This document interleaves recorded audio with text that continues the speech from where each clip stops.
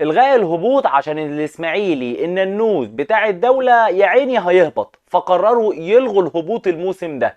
يعني من الاخر كده في مجموعة كاملة كانت بتلعب بدون اي لازمة، طبعا عشان خاطر الاسماعيلي الننوذ. بس مش هنسمع حد بيصيح ولا حد بيعيط ولا حد بيقول لك اللوايح وبيلعبوا في اللوايح واحنا رايحين للفيفا. هنا كله هيعمل من بنها، كله هيعمل من السابع، كله هيعمل مش واخد باله.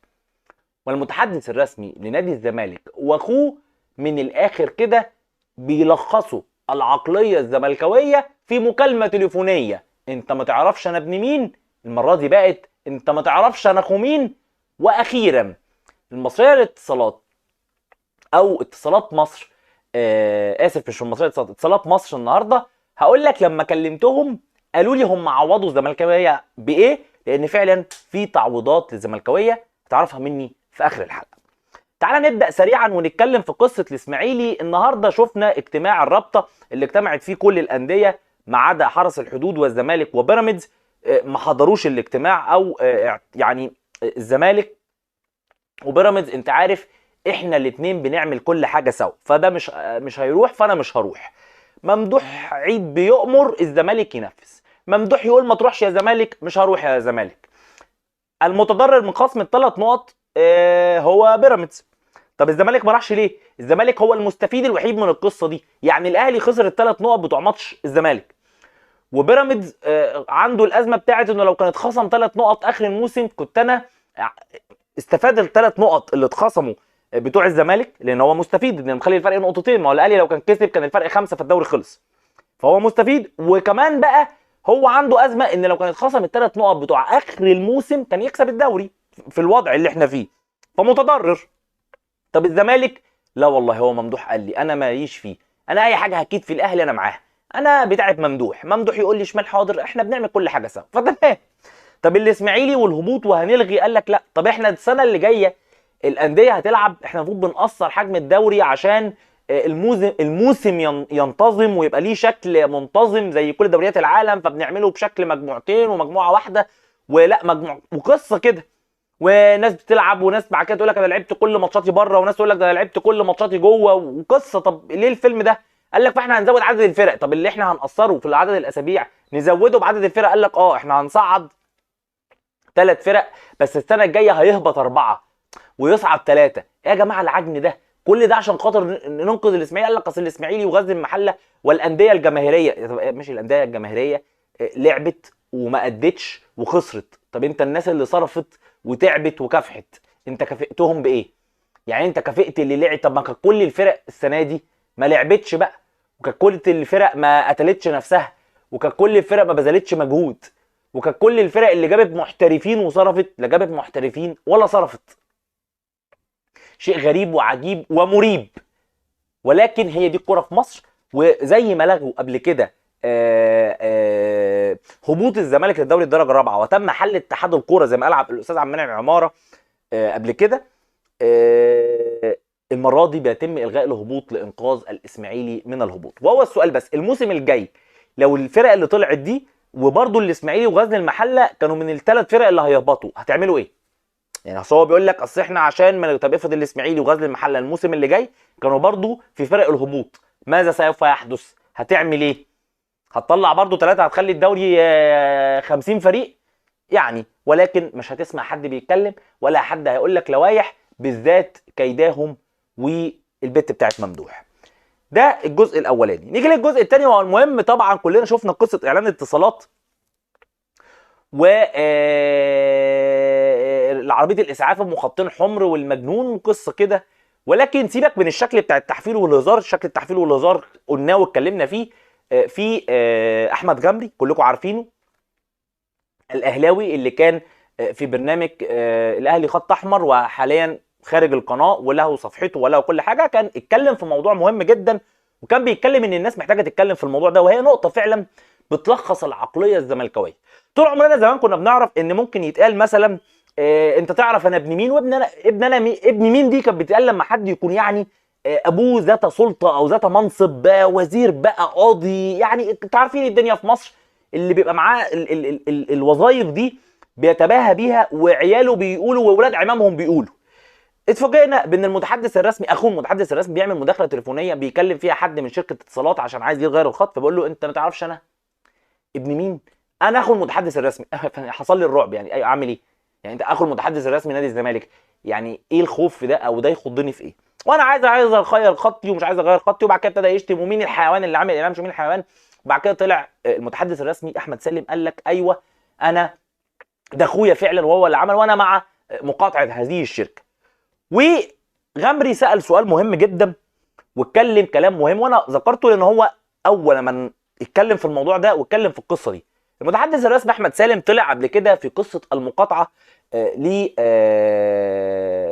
في موضوع غزه، وان احنا لازم نقاطع والمنتجات، والناس كلها كانت بتتكلم في المقاطعه. طلع الراجل قال لك محدش يقاطع، ودي منتجات عالميه، ولكن في الاخر بيشتغل هنا في الشركات مصريين والمصانع مصريين، وانتوا كده بتقطعوا عيش اخواتكم وبتقطعوا عيش حبايبكم. وانا هنا بكلمك في قضيه عرض ووطن وارض، يعني قضيه شرف. فكان المتحدث الرسمي شايف ان مش مهم اللي بيحصل في اخواتنا في غزه، ومش مهم اللي بيحصل في غزه، ولكن ما تقطعوش عيش المصريين اللي هنا في الشركات، وما تقطعوش حتى لو الفلوس دي بتروح للشركات اللي بتساعد على تسليح هذا الكيان المؤذي لاخواتنا. قال لك ما ينفعش، ما تحسبوهاش كده، ما تتحسبش كده. وقعد يدينا محاضرات طويله وعريضه، وكان بقول لك في قضيه هي قضيه شرف، قضيه امه، موضوع بقى بعيد عن الكره والتحفيل، حاجه كده من الجد قوي، حاجه ما فيهاش يعني حاجه تقدر تقول ان دي قضيه حياه، قضيه حياه، ارض وعرض وشرف، مش كوره وهزار وتحفيل. فجاه قال لك المقاطعه تجوز، والمقاطعه ماشي عشان خاطر كوره وعشان خاطر يداعب جمهور الزمالك، وهم بيفرحوا بالحاجات دي. ما خد بالك جمهور الزمالك عايز تضحك عليه، خد عليه لقطه وهو ما هو النهارده مثلا عبد الله السعيد ما بيحضرش التمرين وما قال مش هروح معسكر اسماعيليه ورافض التجديد الا لما يدوا له الفلوس. الزملكاويه بيبقوا عارفين ايه اللي بيحصل، بيروح جاي لهم واحد زملكاوي يقول له بقول لك ايه، احنا مثلا حصل حوار الاعلان ده، في عظمه اترمت، خليهم يهوهوا عليها، فبيروحوا ماسكين فيها بقى عشان كل يجري، واحنا وهنقاطع وهنكسرهم خطوط، واحنا وهنوريكم. توري مين؟ وهروح اورنج والراعي ويكلموا ساويرس يجي يرعانا ونستغل الفرصه. يرعى مين يا باشا؟ هو انت في شركه اتصالات عمرها رعيتك ولا بترعاك ولا هترعاك؟ انت اقليه وعددك قليل وما بتكسبش شركات الاتصالات، ولو انت فاكر ان انت ليك يعني اهميه عندهم انت بتحوك عليك، او انت بتحاول تدي لنفسك انتصار وهمي. ولكن نرجع لمرجوعنا، فهم بقى راحوا جايين ماسكين في دي متحدث بقى واعلاميين وصحفيين وسوشيال ميديا. ليه؟ عشان يداروا على الخيبه والفشل الحقيقيه اللي جوه.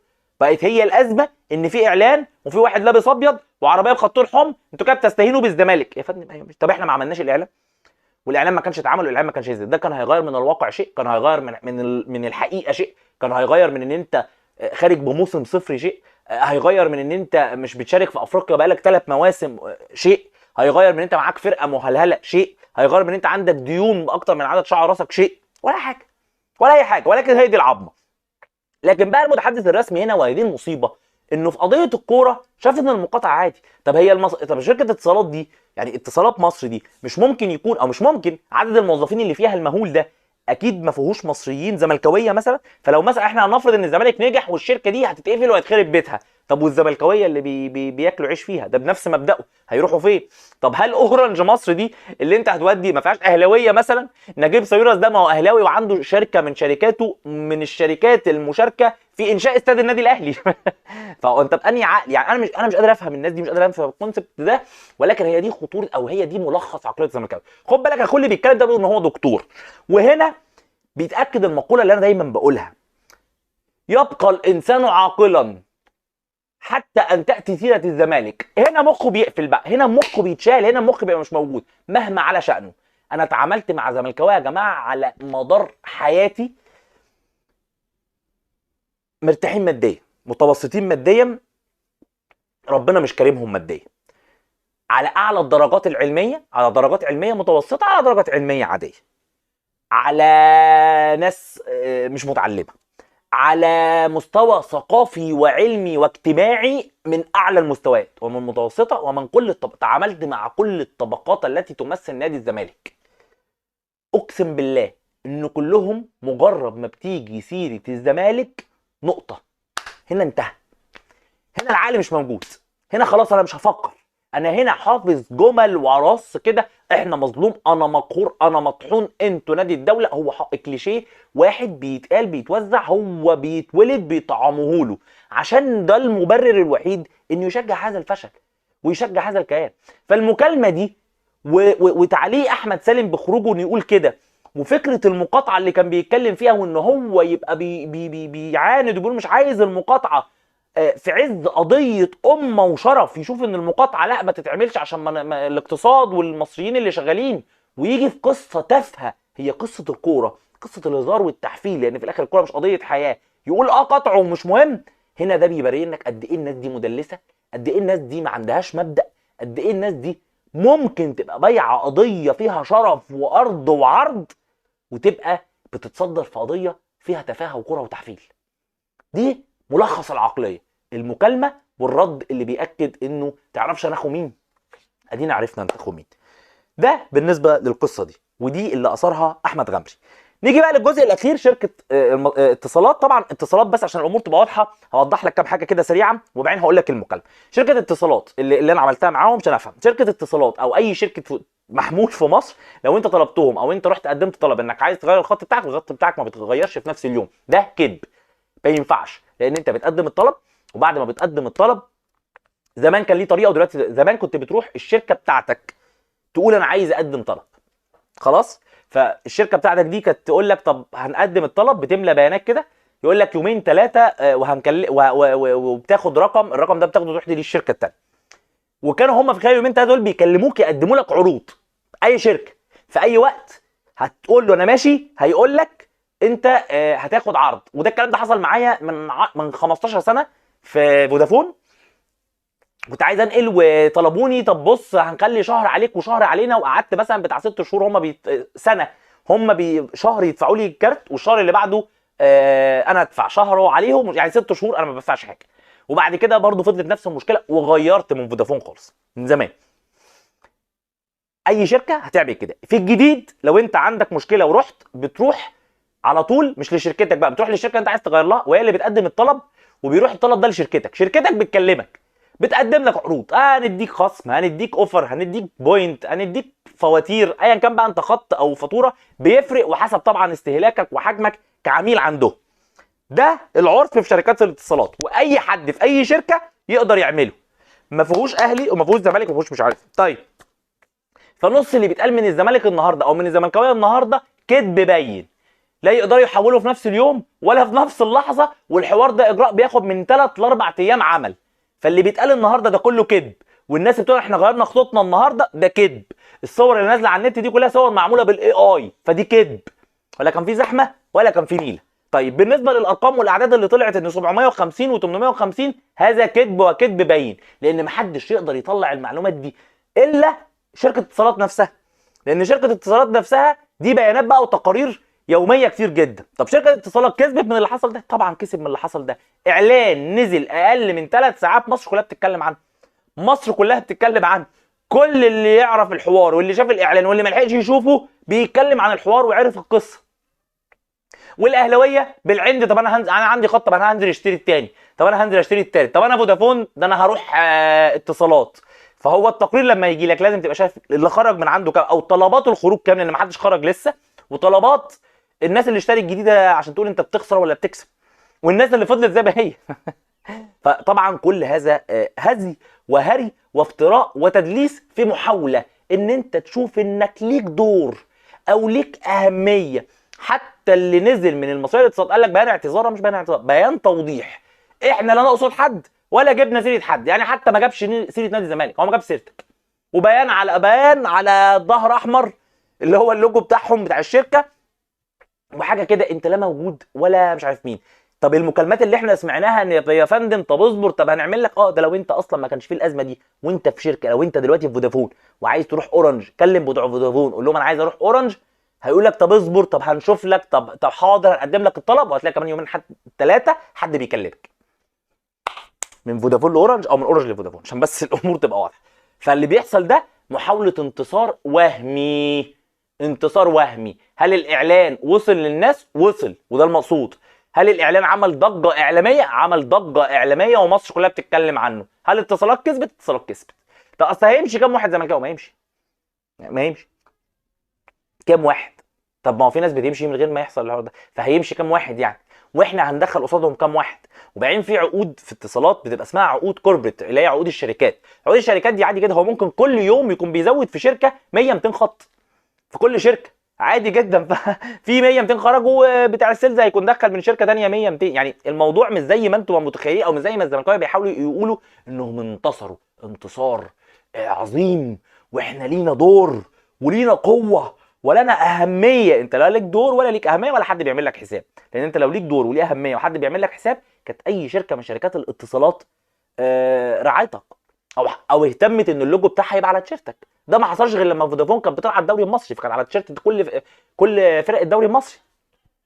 غير كده انت ما فيش. وفودافون لما عقدها خلص مع الاهلي وشركه اتصالات مصر او شركه وي كسبت ساعتها، هي او شركه اتصالات، كانت شركه اتصالات هي اللي كسبت العقد. ساعتها الزمالك عمل حاجه غريبه جدا، راحوا لهم قالوا لهم انتوا تعالوا قدموا واحنا هنديكم ارخص سعر ممكن. قالوا لا والله، يروحوا لوكاله الاهرام قدم لها عرض سعر، والاهرام لو عرضت علينا زحلقوهم بالطريقه، لان هو مش هيخسر جمهور النادي الاهلي. اتصالات مصر لما جت واشتغلت معانا قبل كده هي عارفه كويس قوي قبل طبعا، وبعد كده جت وي، بعد كده رجعت اتصالات تاني، فهو لما رجع لك تاني عشان عارف قيمتك. فالشركات عماله تتصارع عليك، هو عمره ما بص لك ولا شافك ولا هيشوفك. فما تضحكش على نفسك، وما تخليش اعلامك يرمي لك العظمه اللي انت تجري عليها عشان يشغلك عن الخراب اللي بيحصل جوه ناديك. طيب انا بقى لما كلمت شركه اتصالات مصر فقلت لهم يا جماعه دلوقتي الزملكاويه بيقولوا ان هم بيكلموكم، فقالوا لي احنا فعلا كلمناهم، واي زملكاوي بيكلمنا احنا ردينا عليه بمنتهى الادب، وضحنا له ان احنا ما كناش نقصد خالص ان هو يكون الاعلام مقصود باي زملكاوي او اي سائل اي زملكاوي. احنا ده ما كانش المقصود، والاعلان تم حذفه عشان لو انتوا حتى اتفهم غلط. على فكره هو الاعلان كان المقصود بيه ان الراجل مجنون بالاهلي، الراجل من كتر حبه للاهلي وان هو حاله فاتجنن من حبه للاهلي. ده كان الغرض او الفكره من الاعلان. ولكن طالما الناس فهمت ده غلط والناس شايفه ان ده شيء مزعلها، احنا برضو بنحترم العملاء بتوعنا، ما نقدرش نعمل ده. وتقديرا للزملكاويه واللي فهموهم غلط، اي زملكاوي بيكلمنا احنا بنقول له ان احنا هنعمل لك الطلب اللي انت عايزه ولك تعويض مننا. كل واحد زملكاوي هيكلمنا وهيقدم الطلب ليه اضرب بليله.